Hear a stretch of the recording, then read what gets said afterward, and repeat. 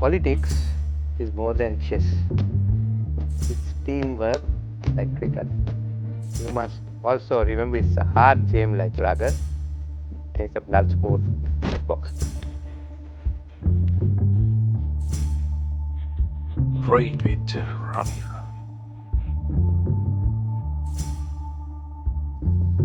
Friends, first my apologies. I am 4 months late. As Harin asked me, I gave you a time in March. But health reasons compel me to put it off. And I come today. And you can just see how much the world order has changed from March to today. If I had been in March, we had just seen the beginning of a conflict of Iran. Today you are seeing some outcome. But when Harin asked me about the world order, and I was a bit worried to speak on it. Because unless you are in touch with President Trump daily, you won't know what he will do next day. And he doesn't know what he will do day after. So subject to that, I will like to say a few words. I was born 7 decades ago, nearly 8 decades. That was the time when the world order was changing. World War II had taken place. European nations, except for UK, had collapsed completely.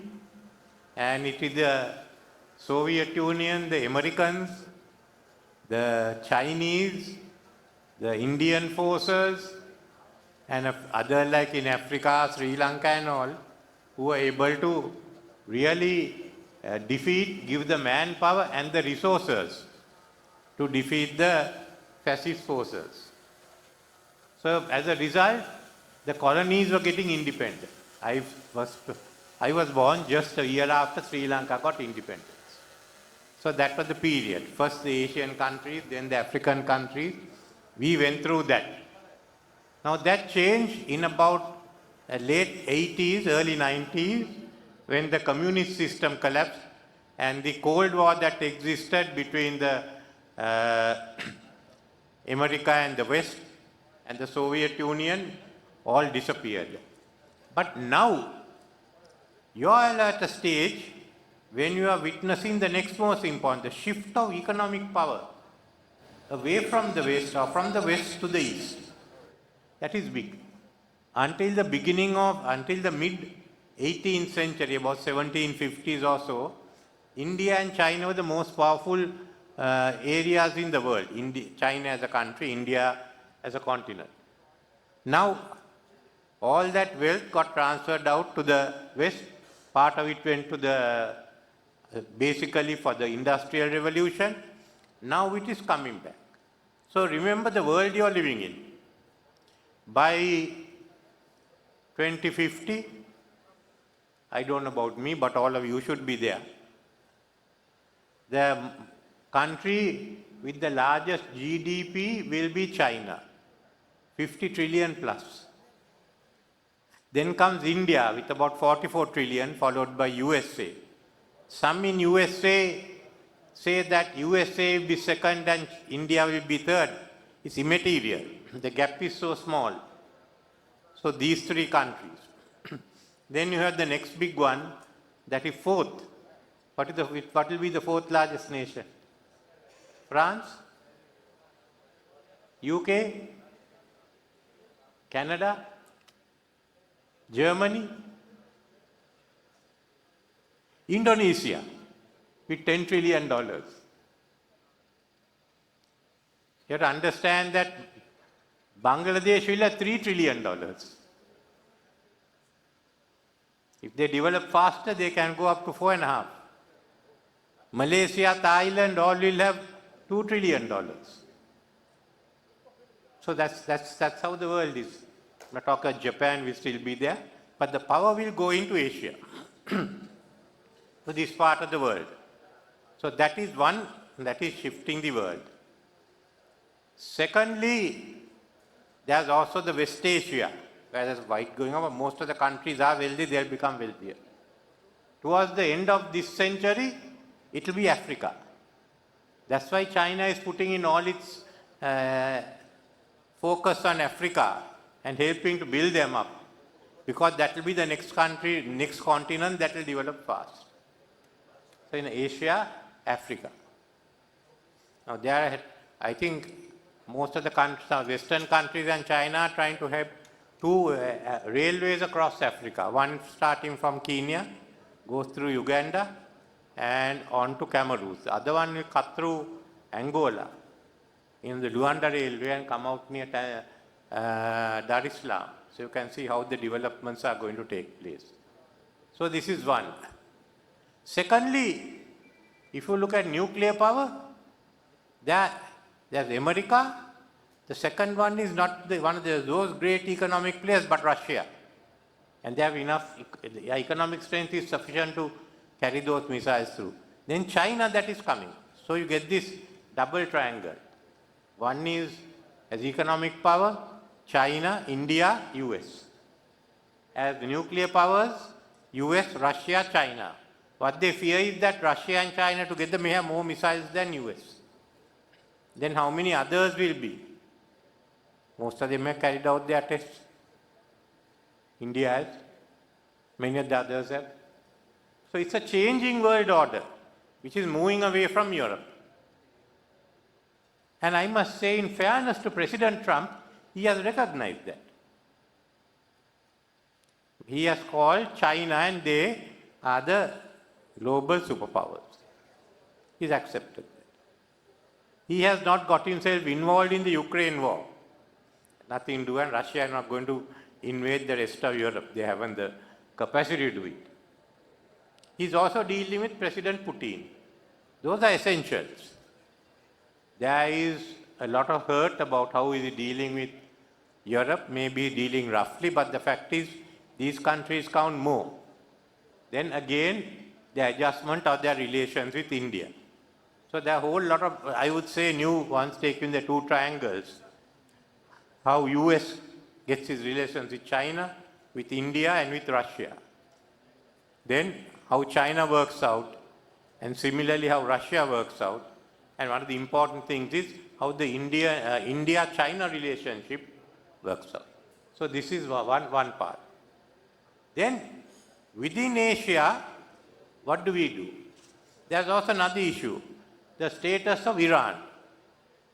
Iran has been, now again there's a war going on in Iran. They're going to bomb the bridges one day, they are going to bomb the light post the other day, then I don't know, they bomb the trash cans the next day, and whether it will succeed.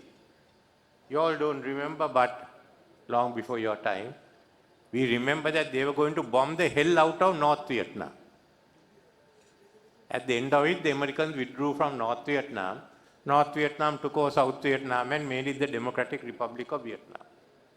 So if the bombing will work or not, I cannot say. But these are the experiences that we have.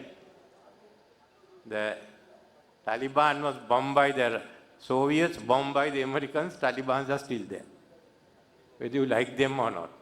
So this is a part of the world we live in. Now, into this trade and all will develop. So it's a new relationship. How are you going to work it out, especially in Asia around the Taiwan issue? A lot of them have relied on America to do the foreign policy. They can't rely on America anymore. That I think is a fairly good description. Why should you rely on America? Work it out yourself. Americans also realize they have come to certain limits. You can see a lot of changes are taking place in the State Department, for the better and for the worse both. What are the other developments we can look at? I would say two things. One of the biggest impacts is going to be climate change by 2050. Now in England, everyone thought they'll fix air conditioners to their houses. Now the municipal council has decided to tax the air conditioners. So how are you going to handle? What about water? Have you got enough water? Power. That's one. Second is the issue of AI and automation. One is automation, other is AI. It's going to put certain people out of work. Other people will have work.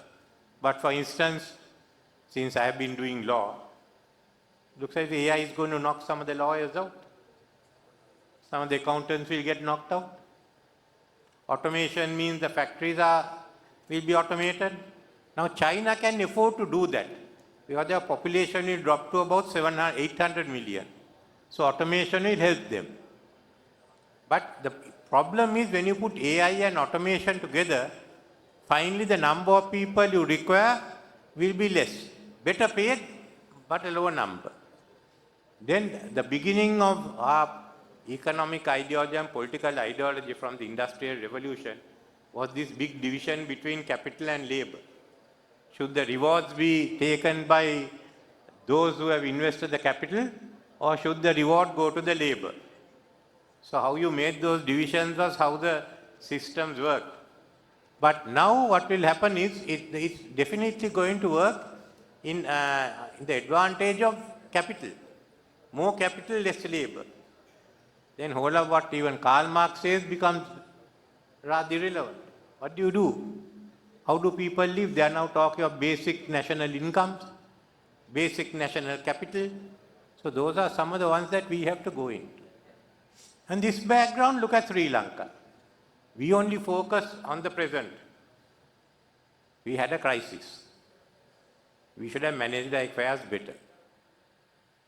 We had the crisis, now we've resolved that crisis, we stabilized it. We stopped producing.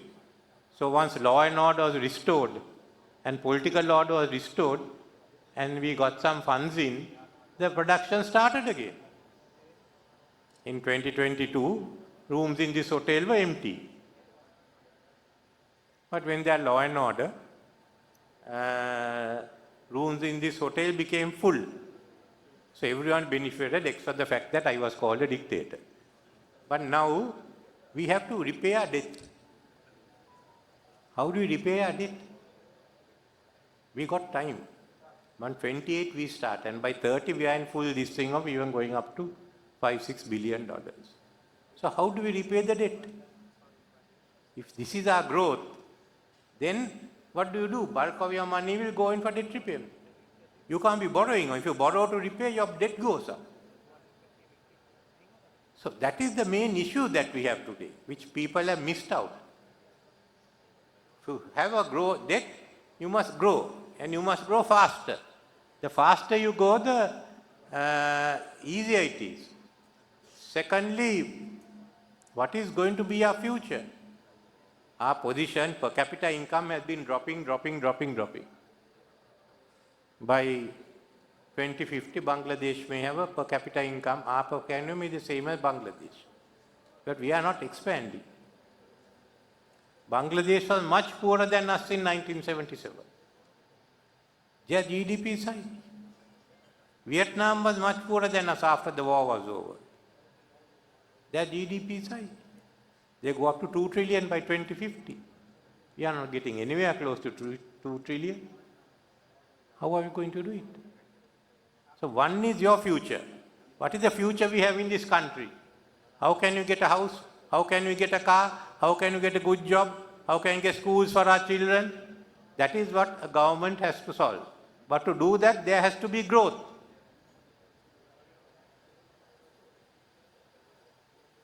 There has to be growth. Then the next problem, by 2050 all are living. What about your children's education? What about your children finding a house?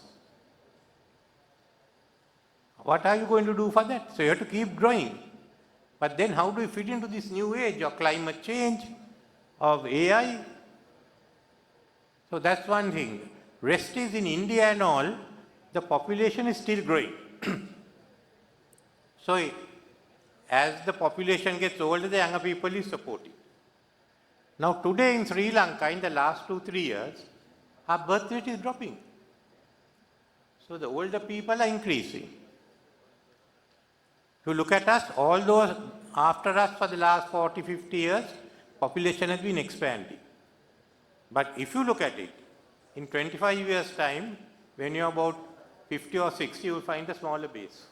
So you're asking them to support an older population. So this is how we have to look at our future. Immediately, how are we going to improve the economic situation? Can we improve the economic situation? And secondly, how is those changes to be done? I just described what the world is going to be, where we are going to be. I just mentioned about Thailand, Malaysia and all, because Bay of Bengal is going to be a very important part of the world. Addition to all these countries, now you have what is called the Chengdu-Chongqing corridor. That's a corridor from that which will lead straight through Myanmar for a port in 2 ports in Myanmar. And they are now trying to link up with Bangladesh. So you can see new orders coming in. So we are going to be in an important position. How are we going to work our relationship out? I had worked out the vision statement with India to work alongside and the Colombo Security Conclave, which are necessary for the maritime security of our area, but that hasn't gone ahead. But you have to work something out with India.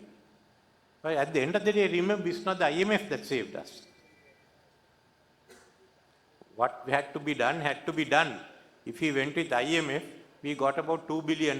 If we didn't, we had to do it without anything. And we got that money only from April 2023. Why were we saved? India wrote a $4 billion check for us. World Bank, ADB gave us 600 million. Bangladesh gave us 100 million.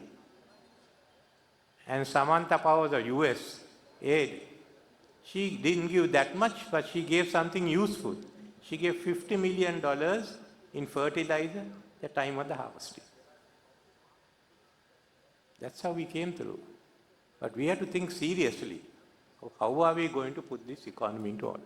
So I don't want to take any more of your time. You will have your questions. So I thought I'll describe to you what I think of the world and I think where Sri Lanka should be going to. For you all to decide, it's your future.